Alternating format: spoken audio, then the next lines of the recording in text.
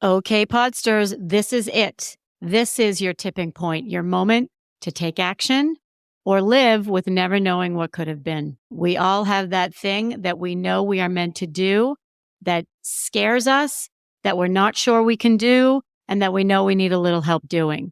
My Do the Thing Fall Retreat is happening October 13th through 15th in where else? Cape Cod, in the tranquil seaside town of Truro, where I've hand selected a beach house for 9 like-minded women to get together and do the thing. You already know that there's a life waiting for you on the other side of this thing. And this powerful, intimate 2.5-day workshop is exactly what you need. If you don't do it now, you probably never will. Don't live with regret. Do the thing. Click the link, fill out the very brief application. Let's hop on a call because I want to make sure it's the right fit for you. Together, let's do the thing.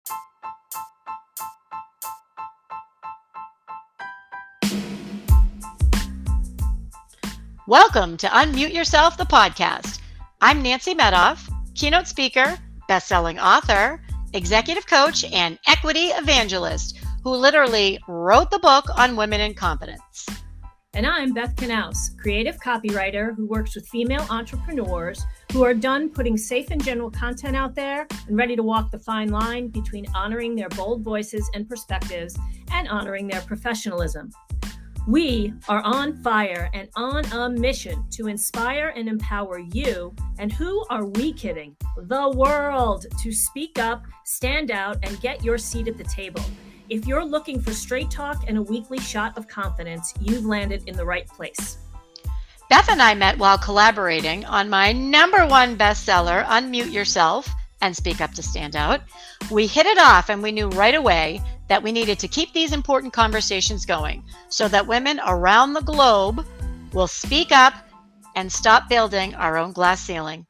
So here we are, coming at you weekly with a perfect blend of realistic strategies, actionable tools, and real life stories to bring these important and somewhat controversial ideas to life. Doing so with humor, kindness, and the occasional shenanigans. Get ready to feel empowered and inspired to speak up, to stand out, and to build your confidence toolkit. Note to men or women who are not working in a professional capacity, we see you too, and we promise you the conversations here will inspire you as well. So buckle up, folks, because here we go.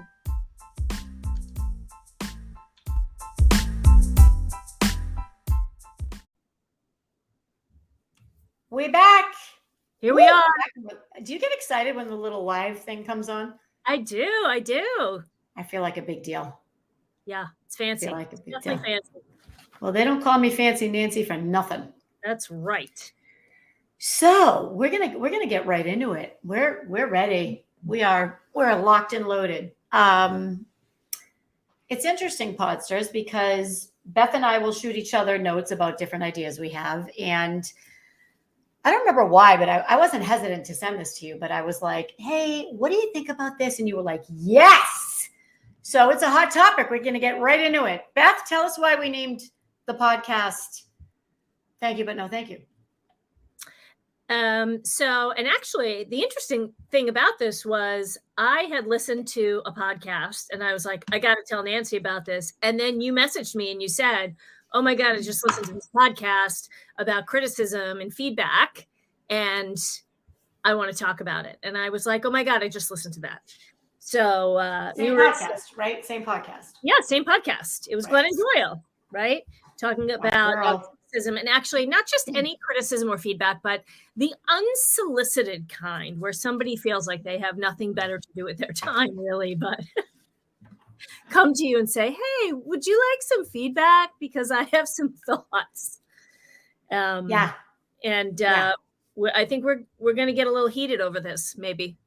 We're going to try not to, Podsters, but. I don't even think maybe. I think definitely. So, and to add a little more to that. Please. I think we're probably going to talk about solicited and unsolicited. Right. And how to solicit it when you want it, right? Of course. All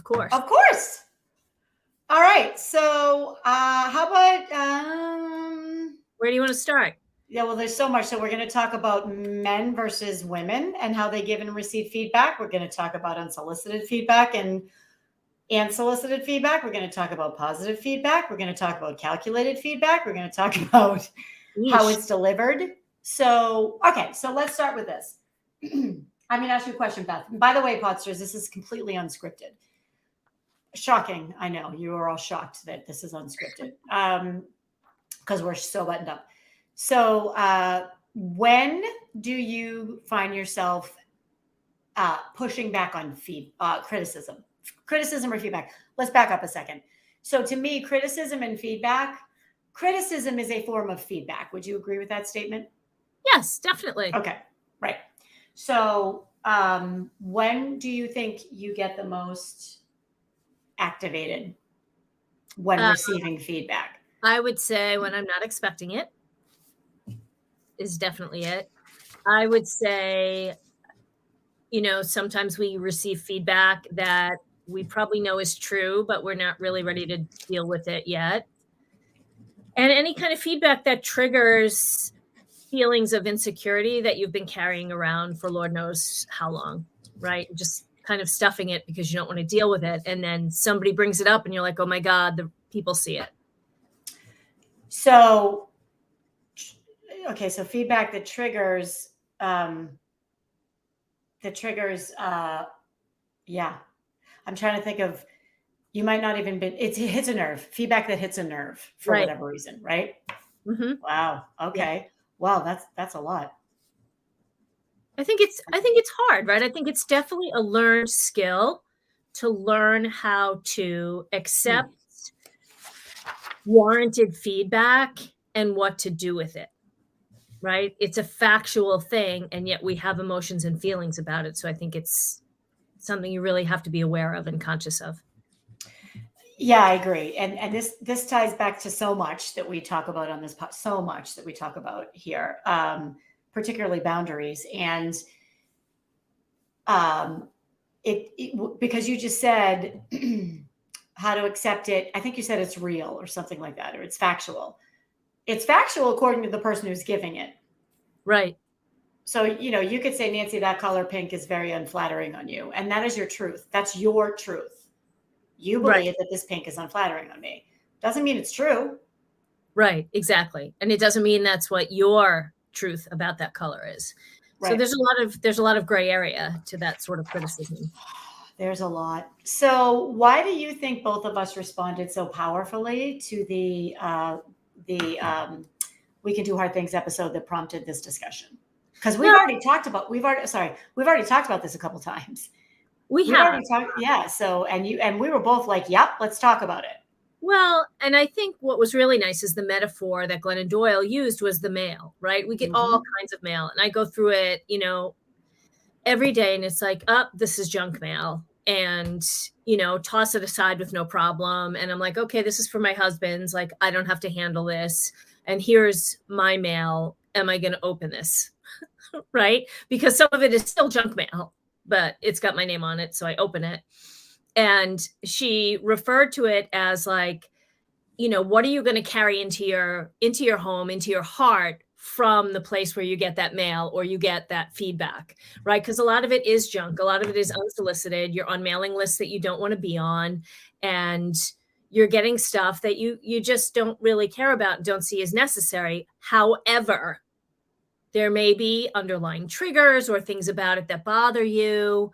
Like if you get unsolicited feedback, right? You say, oh, well, I don't really care about that because I didn't ask for that and that's that person's opinion. But we still struggle to not carry it, even though we say that doesn't matter, because maybe we get our feelings hurt or we get insecure about something, or, we're having a tough day and it bothers us. And it's like, why do you even bring that in? Like, don't even let that into your heart and your mind. Mm-hmm. But it's a skill. You have to develop that and say, I'm not paying attention to that. It doesn't matter to me. I totally agree. So what I liked about the junk mail analogy, because I really like that too, was so for me, what the way I kind of internalized that, or how it felt for me, was, when am I going to look at it? So you can give me unsolicited feedback, or you can give me, even if it's, well, yeah, I don't know. You can give me feedback, and if it goes in the junk mail in my brain, I'm not going to deal with it until I'm ready to deal with it. So, and the analogy with the junk mail is there might be something good in there, but I don't have the time to go through all of that right now. And I will do it on my terms and on my time. So I would like to get to a place where I'm able to do that, where I can say, okay, that's going in the junk mail feedback file. I am gonna think about this. I'm not gonna think about it right now, and here's why. Or I'm not gonna think about it right now, and whatever the case may be. Is that resonating at all? Yes, absolutely. Yeah. By the way, this was the February 10th episode from We Can Do Hard Things. It's episode 178. I thought it would be helpful to tell the podcast. Oh, nice. Yeah, because it was great. It was great. Yeah. It kind of went on and on. Yeah. And, there was a lot in that podcast about male and female and do men receive the same kind of feedback? And there was a lot about how women are perceived at work and how men are perceived at work. And men will say she's overwhelmed, and that turns into a whole thing, right? Yep. Have you ever heard anybody say about a male colleague, he's overwhelmed? No. Never. Not once. Yep. Right. Well, why is that? Well, I think that people see women as emotional and attached to feelings, and they don't necessarily think about men that way in the workplace. And being overwhelmed is kind of like you can't handle it. Like it doesn't get said about men, right? Mm-hmm. Mm-hmm. It's wild. They also aren't ambitious is not negatively connotated to men at work. Right. Exactly. And I believe we're still seeing some of it being negatively connotated with women. I mean, I don't look at it that way. If somebody says she's ambitious, there is still a part of me that is ambitious is negative. Ambitious is negative, and it shouldn't be when it's a female. Right. I agree. And you and I have had kind of like a side conversation about this, because the Australians actually think that it's okay to do that because they are like the originators of the tall poppy syndrome, which is now, of course, creeping into our world. Mm-hmm. And you made, you had a LinkedIn post about it with some wonderful statistics. Well, not wonderful statistics, but clear statistics about what is called tall poppy syndrome. So, and all of that is about ambition being a dirty word, particularly with women, and being taken down for it. So yeah, it's not, so what if we're ambitious? Mm-hmm. I know. The other thing that resonated with me was judge me for my work. And this is also, I think, more prevalent with women. They get judged for them, not their work. Like, why are we even having a conversation about who's home watching my kids? Why would you even think that's okay to ask me? Why is a woman's home life anybody's freaking business in the workplace? Mm-hmm. Yep. Why? Yep. Yeah. It's interesting. So we're still on the topic of receiving criticism. I think how it's delivered is key. Yes. And the best communicators in the world, just like boundaries, clear and kind. And it's not about you, or if it is about you and how you did something or how you said something, for me, I would want to know what is the behavior and what was the result of the behavior. So Nancy, I saw this behavior in you, and I want you to know that when you do this, blah, blah, blah, right? That's almost like a boundary waiting to be stated. The key for me is the timing, and it is really tough for me when I receive unsolicited feedback that ordinarily I would value. And however, in this case, I'm not ready to hear it right now. I didn't ask you for it right now. So are you trying to get this off your chest? Like, do you think you're helping me? And if you really want to help me, and we'll get into how to deliver feedback, it's, hey, I have some feedback on your presentation and how you delivered it. Is that something you're interested in talking about? Right. Because then it's up to me. Yes. Then it's up to me. Why are you projecting your feedback onto me? Yes. Remember Beth said we were going to be triggered like a few minutes ago, everyone? Yes. In real time. Yes. In real time. You know, that's a really wonderful thought, but that goes back to us being human and this habit of assuming that somebody else wants to know what we think.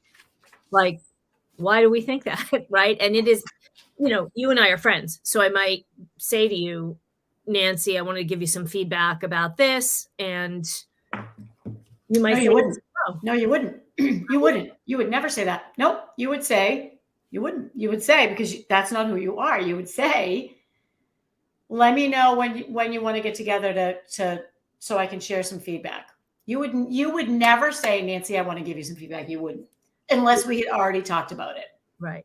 Well, what I would like to say is I think that you would probably come to me and ask and say, do you have any feedback? Is there anything I could have done better or whatever? And I think that's really the way it should be. I mean, so this is interesting because I'm there. You can be getting feedback anywhere, right? Like if you're getting it at work, maybe it's an official review and you know you're walking in to get feedback.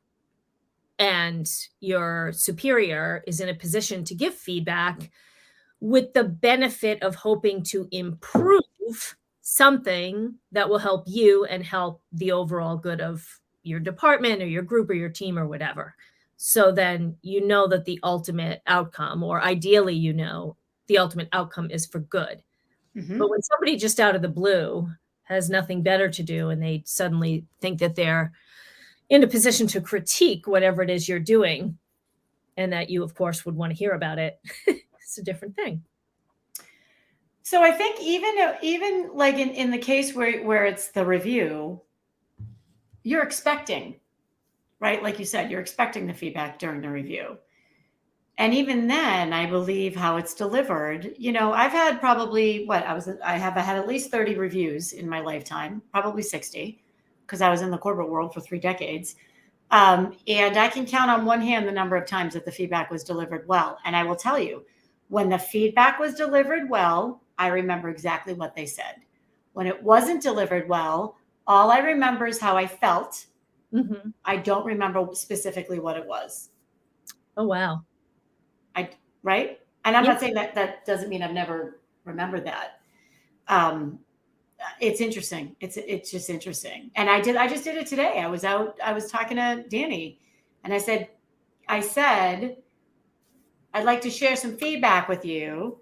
I'd like to share an observation with you, and I don't want it to turn into a thing. Are you in the right frame of mind right now that you think we can talk about it? And he said yes. And I'm like, okay, great. Because if I catch him at the wrong time, it's not going to land well. Right. Just like, yeah, we were just talking about that. Right. Yeah.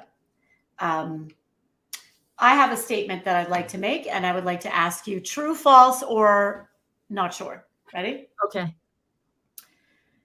Nasty feedback is passive-aggressive bullying. Oh, I'm going to go with true on that. So what do you do when you get nasty feedback and it's from your boss or a client? Right. Right. Right. Yeah. And that's hard because I have talked about it here a few times. I did have that at one point. Had a client who couldn't give any feedback during the writing process, but then of course could come up with all kinds of feedback for other things. You know, it's hurtful. It certainly is not productive in any way and doesn't open up the unwilling receiver to really want to hear about what you say, because it makes you close up, right? You don't want to hear about it. You know, it's going to be insulting. You know, it's going to hurt. And there's nothing good about it. Nope. So what about when you have to deliver not positive feedback? Like as a boss? Mm-hmm. Or as anything? Yeah. I think, for me, I want to think about the receiver's perspective and how are they going to feel and what part of it might be the most delicate part and how am I going to deliver it so that it doesn't look like I'm just like, you stink. Right? Right. Right. It's more like, I know you gave this, your best shot and you made a good effort. I would have liked to see X, Y, and Z.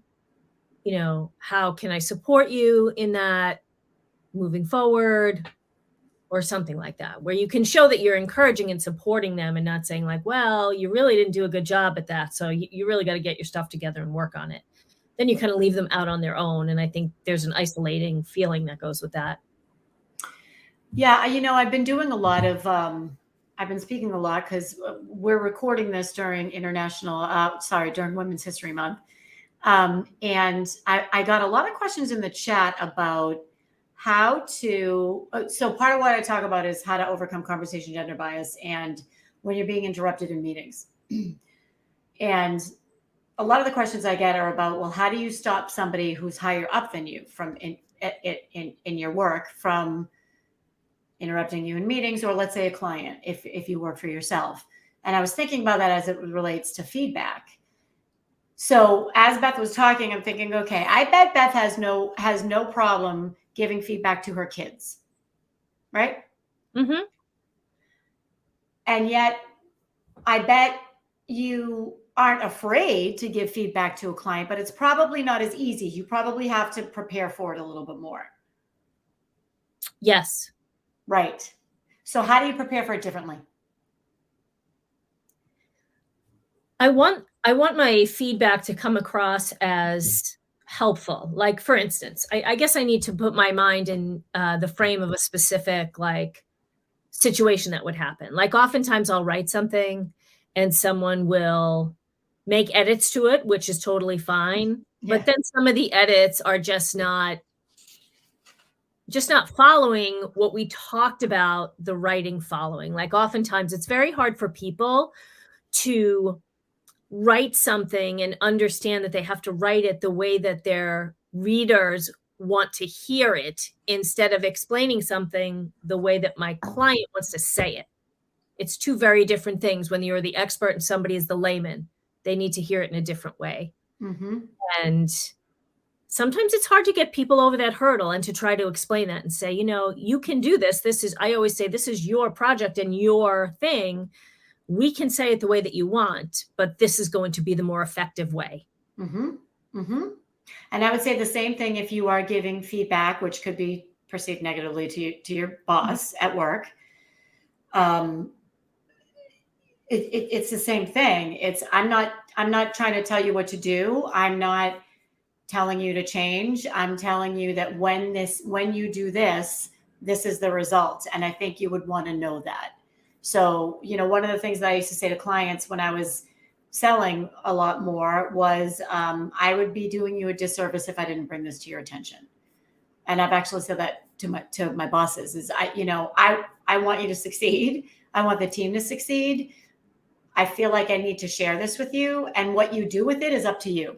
Right. That's the other thing, right? This is just information. It just is. It's not good or bad. It just is. Yes. Well, and there definitely are people who sometimes give unsolicited feedback and get in a huff when you don't take that feedback and do something with it. Right? That's their problem. It is their problem. You are correct. Yeah, I want to read something because it's a good point. I want to read something that I wrote because I think it's going to prompt some thoughts from you, Beth. And it must have been very important because I wrote it and I highlighted it. All right. All right. Okay. All right. I think I said this. I don't think I'm taking it from the podcast. Am I going to attach value to this criticism or not? That's a choice. I'm not saying it's water off a duck's back. Rather, how much headspace will this be given? Sometimes it's a lot. Sometimes it's not. Sometimes it's temporary. Sometimes it goes into the Rolodex to deal with it another time. It's not denial. It's about the energy exchange, just like anything else. Okay. I'm going to let you think about that for a minute while I kind of explain to the podsters what I meant. So we all have a finite amount of energy, and my world was blown wide open when I accepted that I choose how much energy I give to something or someone. That doesn't mean I go around, just whatever, willy-nilly. It means, so let's take this example. If somebody shares unsolicited feedback with me, that is something that I did not ask to hear, that I did not want to hear, and that I have difficulty hearing, I'm not saying blow it off, just like you said a few minutes ago. I'm saying I'm going to file this away and I'm going to deal with it when I'm ready to deal with it. You don't have to respond to the feedback as it happens. You're the boss of you. Right. Right? Yeah. I don't know, Well, man. I do think it is tricky to hear it and then kind of carry it around knowing you have to deal with it, but you haven't. I think that's hard too. So here's what I do with that. Here's what I do with this. And I actually do this a lot. I do it with, I do it when something's really bothering me and I want to talk to someone about something. Like I do it whenever I'm triggered. It's interesting. I write it down and I put it away. I physically write it down. Like, let's say I'm mad at Beth, right? I would write down, here's why I'm mad at Beth. I do my little rant. And then I used to put it in an envelope, no joke, in an envelope in a drawer. Okay. Now I write it down or I type it up and I file it in a folder in my phone. And then when I'm ready, because the reason why it stays in my mind is because I'm afraid I'm going to forget something about it, right? Like, oh, I want to remember this. And I got to make sure that I tell Beth that this too, and this as well, and blah, blah, blah. And I write it all down and then it's gone. It's no longer has space in my head. Right. Yet I captured everything and I can call on it when I need to call on it. Right. Yeah, no, that's a good idea. I don't know, man. Yeah. The other thing I have here is opinions versus facts. I think that's really important when you're giving feedback. And I do this a lot. I say, this is simply my opinion. This is my opinion. Right. Take it for what it's worth. Right. Because especially if it's somebody that's younger than you or reports to you or you're coaching or you're working with, this is simply again, that's also saying, take it for what it's worth. You don't need to internalize this. I'm sharing my perspective because I think that it will help you. That's really it. I'm sharing my perspective because I think it will help you. Right. If that's truly why you're sharing it. I was just going to say, not everybody's sharing for that reason, right?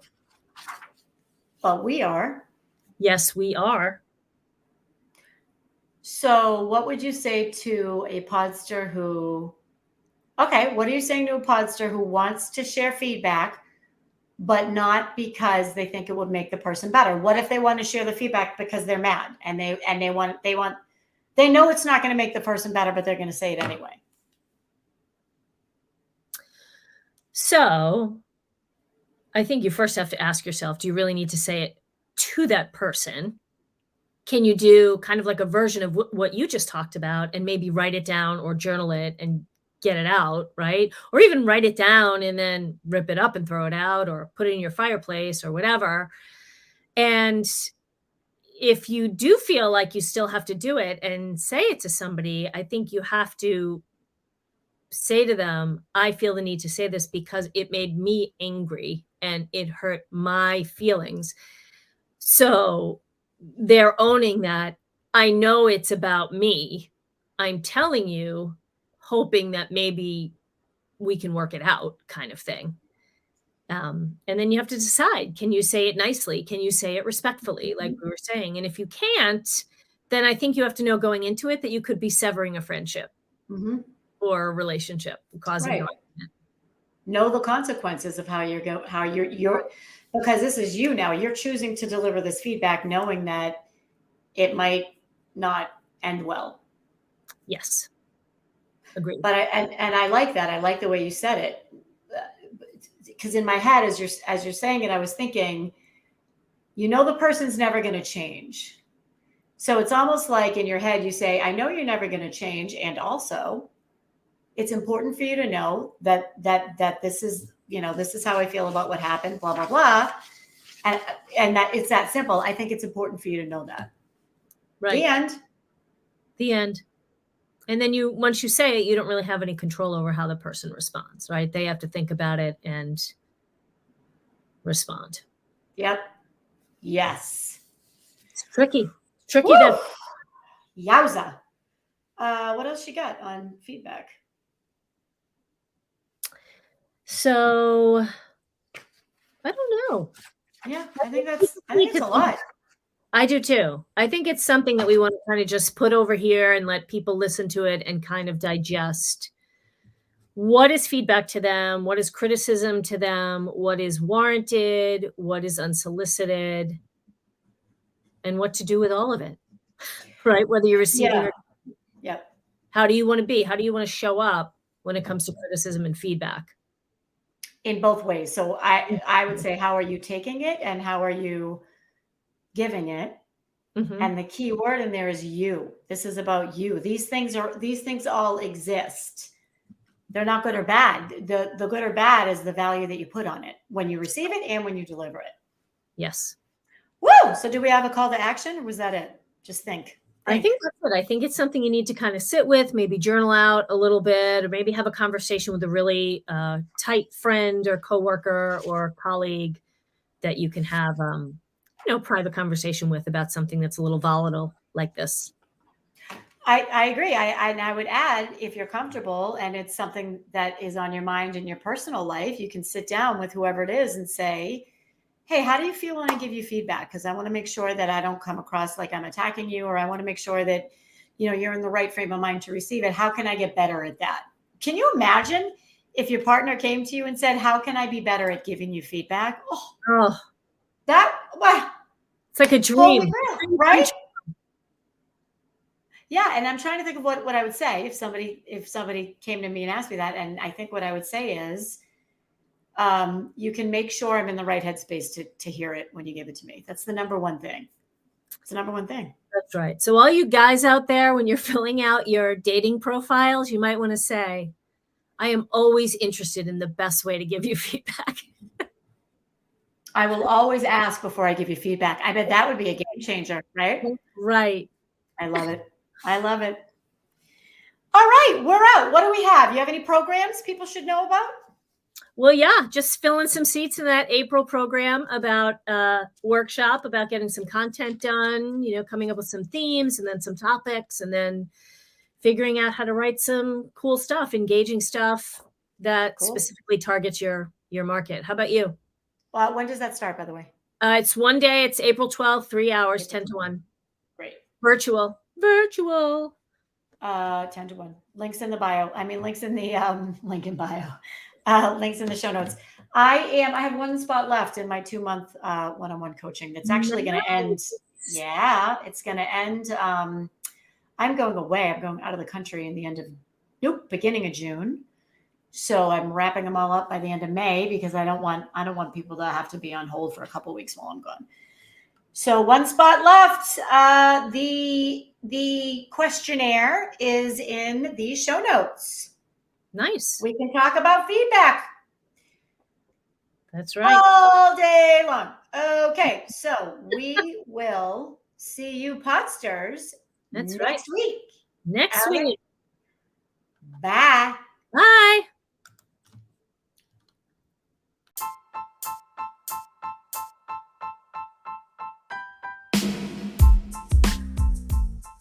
That's a wrap, Podsters. If you were thinking of someone as you were listening to this, share it. If you nodded along and even shouted out a couple of yes, leave us a review. Please, please, please. If you want to make sure you don't miss next week's episode, hit that follow button. And you can find us everywhere. And if you would like to learn more about us and exactly what we do, take a look in the show notes for our deets. See you next week, Podsters.